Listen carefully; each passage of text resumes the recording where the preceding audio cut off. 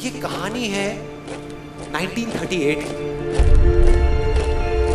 कैरली नाम के एक आदमी की, हंगेरियन आर्मी में, और वो उस कंट्री का बेस्ट पिस्टल शूटर था।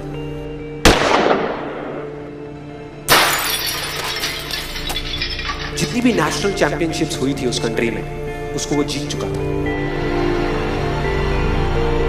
और सबको ऑलमोस्ट कंफर्म था कि 1940s में जो ओलंपिक्स होने वाले हैं उसमें गोल्ड मेडल कैरली को ही मिलेगा।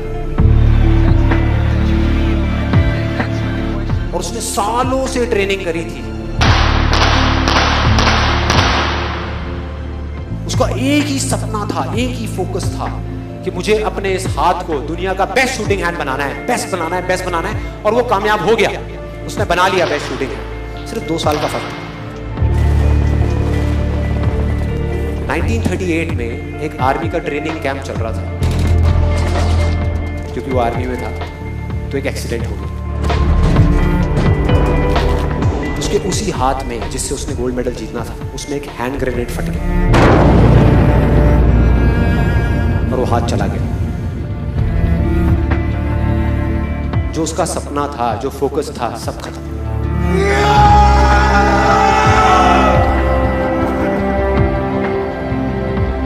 उसके पास 2 रास्ते थे। एक तो ये कि वो बाकी की पूरी जिंदगी रोता रहे और कहीं जा करके छुप जाए, या अपना जो गोल था जिस पे उसने फोकस किया हुआ था उसको पकड़ करके रखे। तो उसने फोकस किया उस पे नहीं जो चला गया था, जो उसके पास नहीं था। उसने फोकस किया उस पे जो उसके पास था।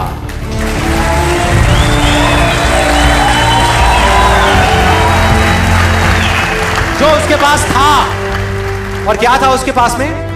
एक लेफ्ट हैंड, एक ऐसा हाथ जिससे वो लिख तक नहीं सकता था।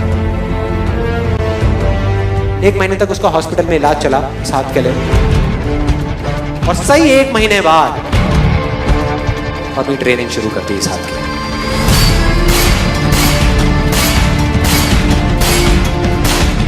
ट्रेनिंग के 1 साल बाद, मतलब कि 1939 में वो वापस आया। नेशनल चैंपियनशिप्स हो रही थी वहीं पे हंगरी में, और बाकी भी बहुत सारे पिस्टल शूटर्स थे वहां पे। उन्होंने जा करके उसको कांग्रेचुलेट किया, कहा कि यार देखो, ये होता है जज्बा, ये होती है स्पोर्ट्समैन स्पिरिट, कि इतना सब कुछ होने के बाद भी तुम यहां पर आए हो हमको देखने के लिए और हमारा हौसला बढ़ाने के लिए।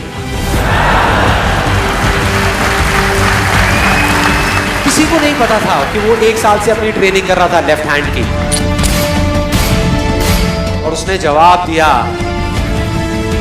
मैं यहां पर तुम्हारा हौसला बढ़ाने नहीं आया, तुम्हारे साथ कॉम्पीट करने आया हूं, तुमसे लड़ने आया हूं, तैयार हो जाओ। और कंपटीशन हुआ। बाकी सब वहां पर जितने भी लोग थे वो कॉम्पीट कर रहे थे अपने बेस्ट हैंड से। ये कॉम्पीट कर रहा था अपने ओनली हैंड से, ओनली हैंड से। कौन जीता? The man with the only hand, Carly जीत गया। लेकिन वो यहां नहीं रुका। उसका गोल क्लियर था कि मुझे इस हाथ को इस कंट्री का नहीं, इस पूरी दुनिया का बेस्ट शूटिंग हैंड बनाना है। उसने अपना सारा फोकस उठा करके डाला 1940 पे, जब ओलंपिक्स होने वाले थे। लेकिन 1940s के ओलंपिक्स कैंसिल हो गए वर्ल्ड वॉर की वजह से।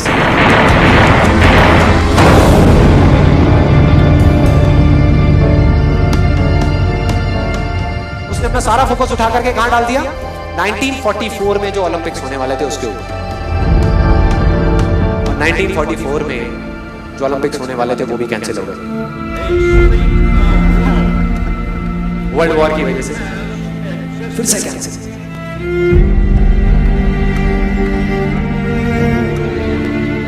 उसने अपना सारा फोकस उठा करके डाल दिया 1948 के ओलंपिक्स में। 1938 में उसकी एज थी 28 साल।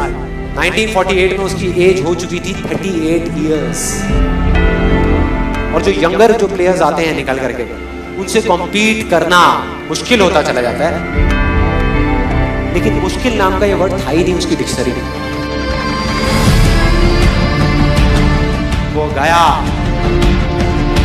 पूरे वर्ल्ड के बेस्ट शूटर्स आए हुए थे जो अपने बेस्ट हैंड से कॉम्पीट कर रहे थे, और ये अपने ओनली हैंड से कॉम्पीट कर रहा था। और कौन जीता? The man with the only hand.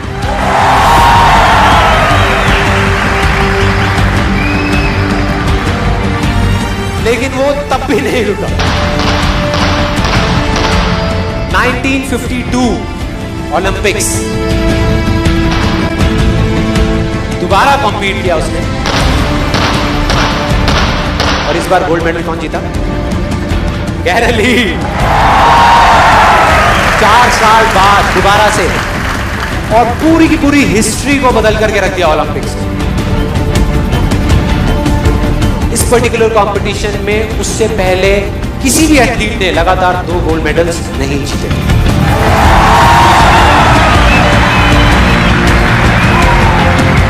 अब किसी भी लूजर के पास चले जाओ, उसके पास लिस्ट होगी बहानों की कि मैं इस वजह से फेल हुआ अपनी लाइफ में, इस वजह से मैं कुछ नहीं कर पाया। बहुत लंबी लिस्ट है। और दूसरी तरफ विनर के पास चले जाओ, उसके पास में 1000 वजह होगी वो ना करने की जो वो करना चाहता है, सिर्फ एक वजह होगी वो करने की जो वो करना चाहता है, और वो कर जाएगा।